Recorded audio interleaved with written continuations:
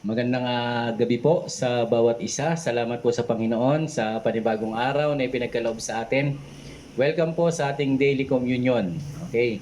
So, salamat po sa inyong patuloy na pagsubaybay. Pagpalain tayo ng Panginoon sa maikling oras na tayo po ay magsasama-sama. Pagpalain tayo ng Panginoon.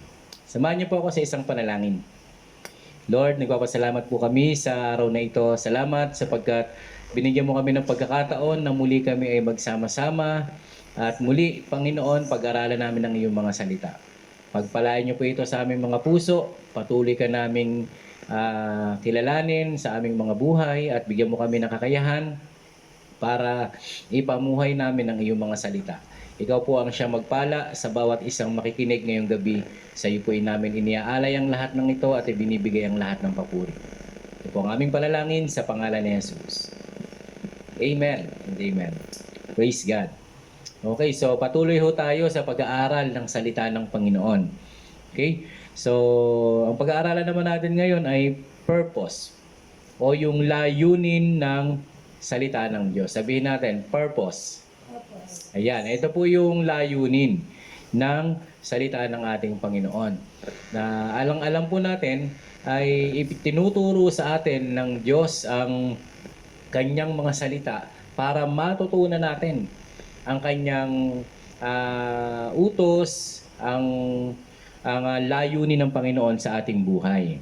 Okay, so lagi po natin sinasabi, the most important relationship we can have in this life is with God. Through reading His Word, the Bible. Okay? Pagka ginabasa natin yung Biblia, you will know how God think, how God speak, and how God act. So napakaganda niyan. Habang nagbabasa po tayo ng salita ng Panginoon, makikita po natin at mararanasan natin ang lahat ng ito. At lagi ho nating itinuturo na may pakilabang kapag ka ho tayo nagbabasa ng salita ng Panginoon. At ang layunin nito sa ating buhay ay napakaganda. Okay? Ang totoo, sa panahon ni Eva at ni Adan, nung ibinigay ng Diyos ang kanyang salita na nag-iisang batas para sundan ng tao ay hindi nasundan ng tao. Okay? Alam nyo ba na may pumasok na ahas? Si Satanas pumasok doon sa anyong ahas. At ang sabi po ay hindi totoo yan. Biruin nyo yung sinabi ng Diyos, sinabi niya hindi totoo. So mga kapatid, ang layunin ng salita ng Diyos ay para wag tayong maniwala sa sasabihin ni Satanas na hindi totoo yan. Okay? So ito yan. Maraming bagay na gagawin ang diablo para pasinungalingan niya ang salita ng Panginoon. Pero dahil pinag-aaralan natin, okay, ito ang layunin para hindi tayo matulad sa unang tao. Okay? Mas pinaniwalaan nila ang ahas kesa sa Diyos. Ngayon po, ang layunin natin, papaniwalaan natin ang Diyos. Amen. Amen.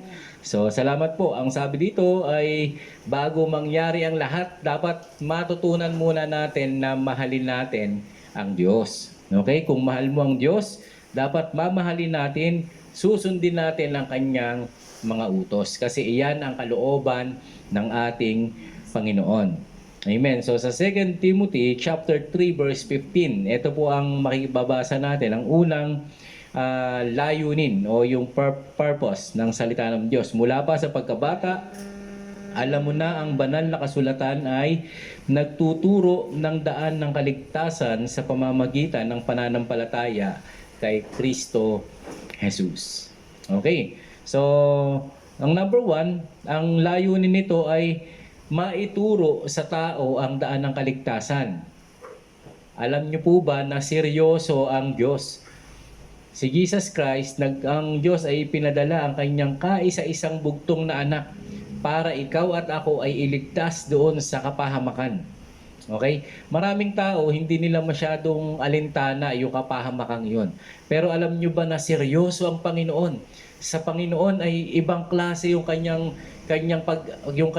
pagbigay kay Jesus Christ. Kasi napakahirap para sa kanya na makita niyang mapapahamak tayo kahit hindi mo ito masyadong nararamdaman. Pero hindi pa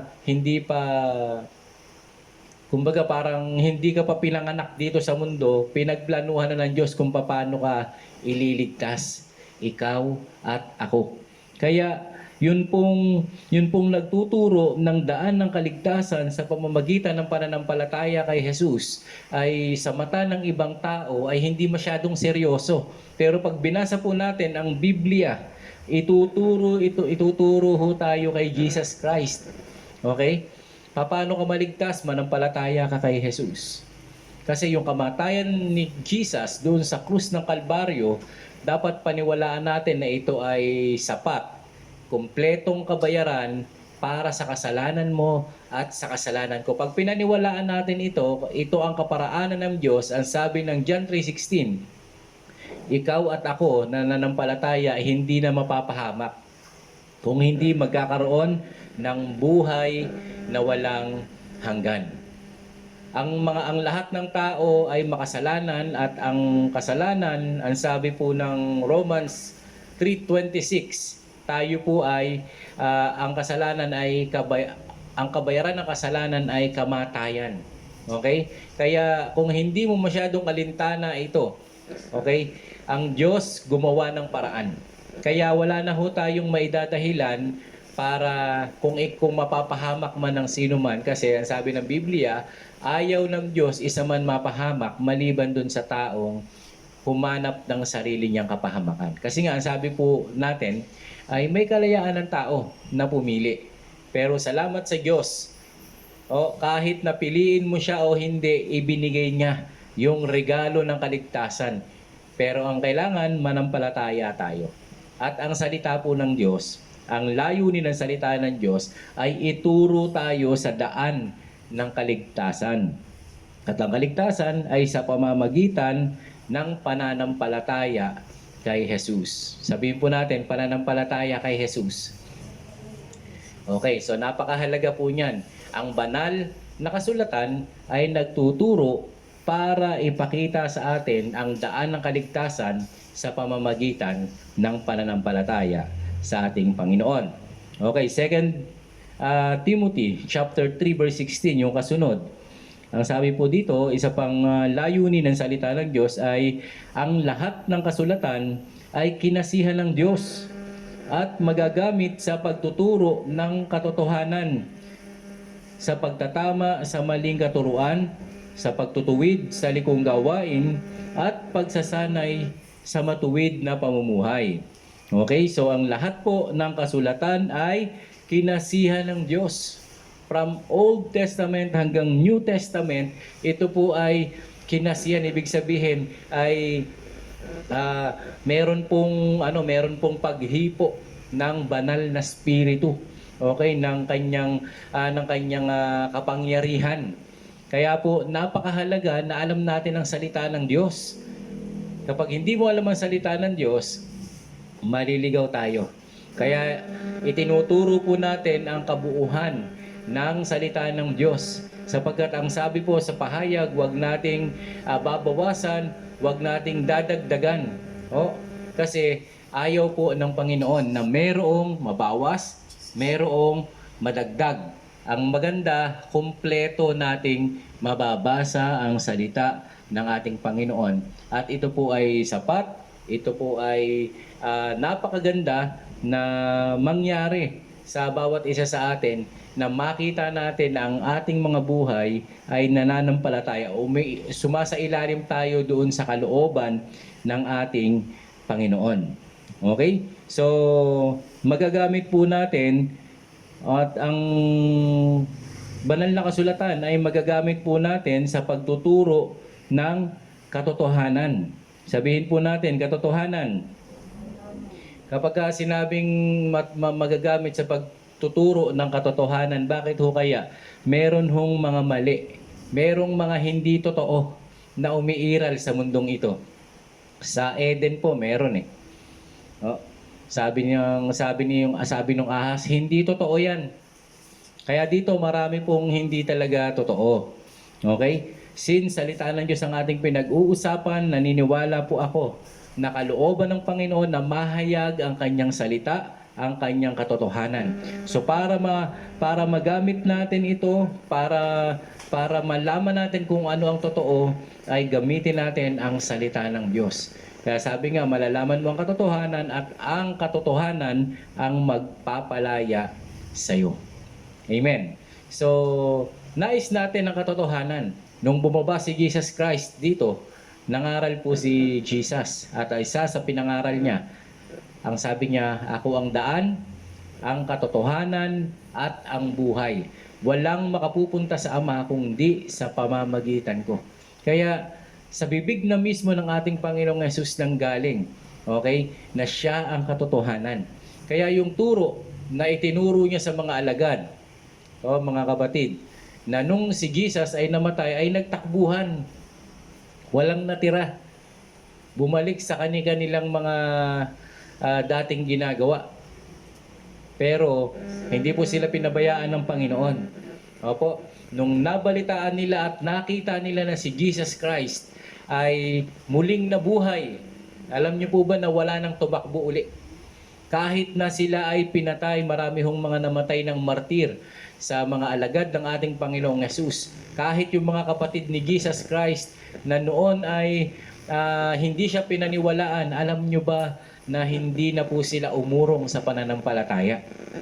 Okay? Ano pong ibig sabihin nun? Napatunayan nila na ang katotohanan ang ipinangaral ng ating Panginoong Hesus. Amen. At naniniwala po ako na patuloy na iiral yung katotohanan yan dahil ito ay itinuro ng Panginoon sa mga alagad at itinuro ng mga alagad sa atin, isinulat nila at nakarating po sa bawat isa sa atin. So salamat sa Panginoon sapagkat ang katotohanan ito ay nahayag sa ating lahat. Okay. So pangalawa, magagamit natin to para sa pagtatama ng maling katuruan. Okay, so merong mga maling katuruan, may mga umiiral na maling aral, kaya dapat talaga alamin natin ang tama na salita ng Diyos. Kung ikaw yung tao na wala ka pang sariling kopya ng Biblia, so hinihiling ko at ini-encourage kita na magkaroon ka ng sariling kopya ng Biblia, alamin mo personal ang katotohanan. Kung kailangan nyo po ng mga guide para alamin ang katotohanan, pwede ho kaming makatulong sa inyo. Kaya pwede nyo kaming kontakin at pwede ho kayong makipag-ugnayan na talagang pag-aaralan ninyo ang salita ng Panginoon. So pwede po namin kayong matulungan. Amen. Kaya salamat po sa Panginoon na sa ganitong pagkakataon ay magagamit natin ang salita. Dahil ito naman yung layunin ng salita ng Diyos para maitama natin yung mga maling katuruan. So, ang pinag-aaralan lamang natin ay ang salita ng ating Diyos. Amen? So, kung may katotohanan, merong mali. So, yung mga maling katuruan na yan, hindi natin gagawin. Para hindi natin magawa, dapat alam natin ang totoo. Okay, pangatlo po, para magamit sa pagtutuwid ng mga likong gawain. So meron tayong mga nakasanayan na akala natin tama. Kasi kinalakihan na natin yun. No? Pero gusto ko sabihin sa inyo na wag ho kayong mag-alala. No? Dahil normal sa tao na merong mali. Si Eva at si Adan nga, sa kanila merong mali, di ba? Pero ang mahalaga po, pag nalaman natin yung katotohanan, meron tayong willingness to change. Dahil hinahanap natin ang katotohanan. Hinahanap natin ang totoo. At narito na po ang salita ng ating Panginoon na nagtuturo sa atin ng katotohanan para alamin natin yung tunay na aral ng salita ng Panginoon at para maituwid yung atin pong pamumuhay. So ayan po, sa panghuli, ang sabi dito ay magagamit din natin to sa pagsasanay sa matuwid na pamumuhay. Okay? Sa Ephesians chapter 4 verse 24, bagamat wala ho sa ating monitor, ang sabi po diyan, ang dapat makita sa bawat isa sa atin ay ang larawang inilagay ng Diyos. Kasi tayo ay nilikha, nakalarawan ng Diyos at ang larawan na yon ay larawan ng kanyang katuwiran at kabanalan. Kaya magsanay tayo ng katuwiran at kabanalan ng ating Panginoon sa pamamagitan ng pagbabasa ng salita ng Diyos. At ito po ay ibinigay na sa bawat isa sa atin. No? Nung isang beses na-invite po ako dito sa Tayuman, at isa po sa aking i-share ay huwag tayong mag-invento ng mga bagay na akala natin ay maganda at sasabihin natin masaya si Lord kasi eto ako, masaya ako. Hindi po. May standard ang Panginoon. At yung standard ng Diyos, tayo ang susunod. Kung hindi po natin susundin yung standard ng Panginoon, wala pong mawawala sa Diyos. Mananatili ang pagka-Diyos ng Diyos. Okay? Mananatili yung kanyang mataas na standard. Pero tayo, pag hindi tayo sumunod, malaki ang mawawala sa atin. Okay? Huwag tayong magbakasakali. Ang gawin natin, kung ano yung katotohanan na umiiral at itinuturo ng Biblia, ng salita ng ating Panginoon, iyon po ang ating sundin. Kasi iyon ang talagang makakabuti sa atin. Marami po sa atin hindi na talaga lumaki ng katulad na nakakausap ang Diyos, no? Ang kinalakihan na natin yung ating mga magulang at dun sa iba't ibang klase ng pamumuhay doon sa ating paligid. Pero pag nagbabasa tayo ng salita ng Diyos, tayo po ay magsasanay ng isang matuwid na pamumuhay.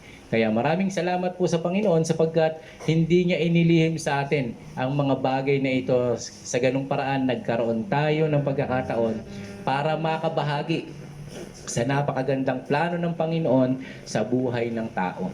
So kung naririnig mo ito at nais mo na magbalik loob sa Panginoon at alamin ang kanyang mga salita, gusto kitang tulungan sa isang panalangin na nagsasabi, Lord, nagbabalik loob ako sa iyo.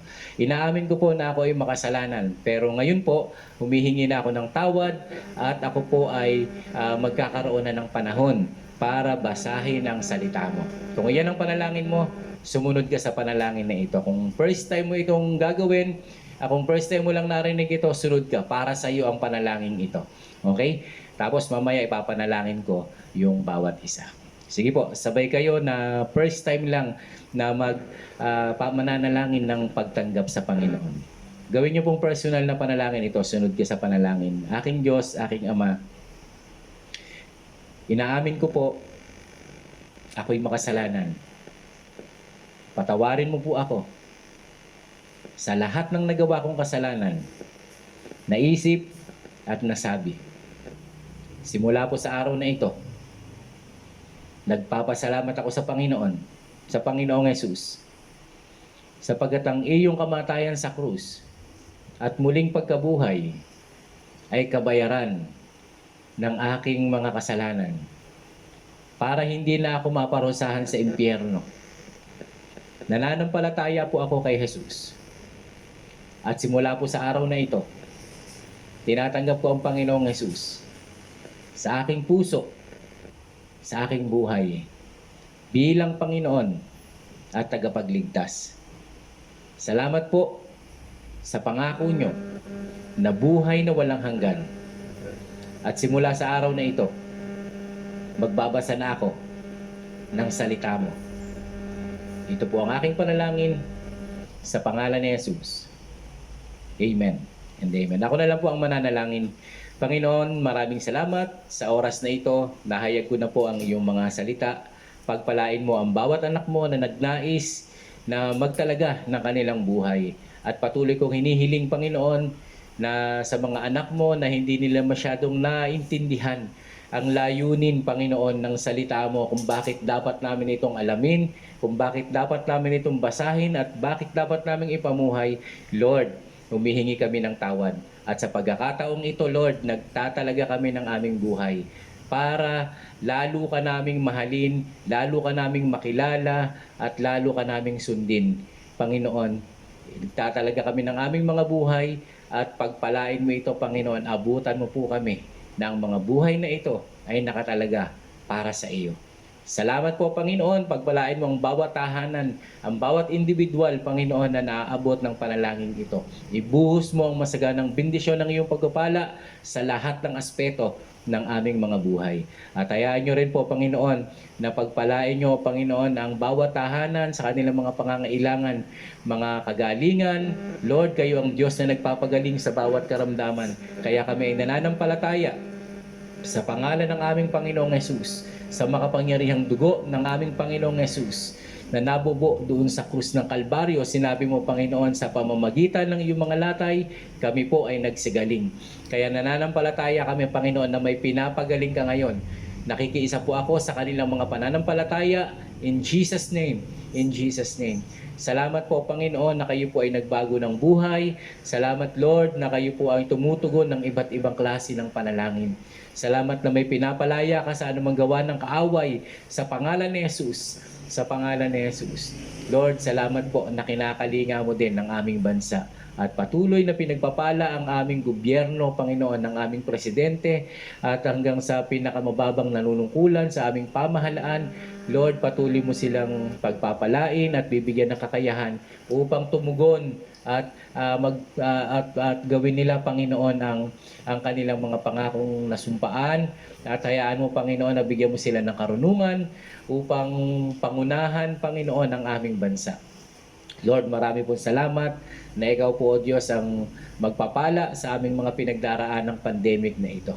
Lord, salamat po sapagkat alam namin na itong mga magandang balita na dumarating sa amin ay alam po namin na ito po ay pasimula na kami po ay lubusan mong papalayain, Panginoon. Hindi lamang ang bansang Pilipinas, Panginoon, kundi ang buong mundo, Lord.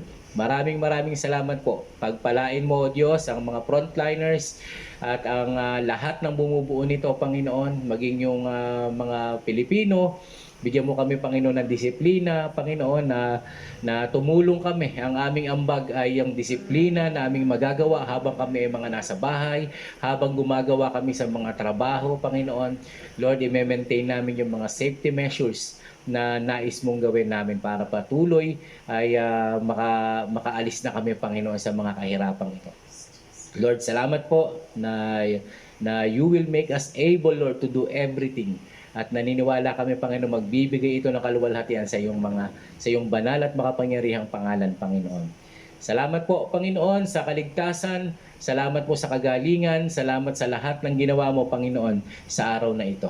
At naniniwala po kami, O Diyos, na hindi pa dito nagtatapos. Marami pa kaming mga testimony na maririnig, Panginoon. Lord, purihin po ang iyong pangalan at inihiling ko na din na pagpalain niyo po, Panginoon, yung aming communion sa gabing ito, sa aming pakikiisa, Panginoon, at pag-alaala ng iyong kabutihan at pagmamahal at pagliligtas. Panginoon, muli din naming maranasan ang mga biyaya nito, Panginoon, ng kapatawaran, ng kagalingan, Panginoon, at ng iyong pagpapalaya. Lord, linisin mo ang aming mga puso, ugasan mo kami ng iyong makapangyarihang dugo. At hayaan mo, Panginoon, na patuloy ka naming purihin habang ginagawa po namin ito. Ito po ang aming panalangin sa pangalan ni Jesus. Amen and amen. Praise the Lord. Okay.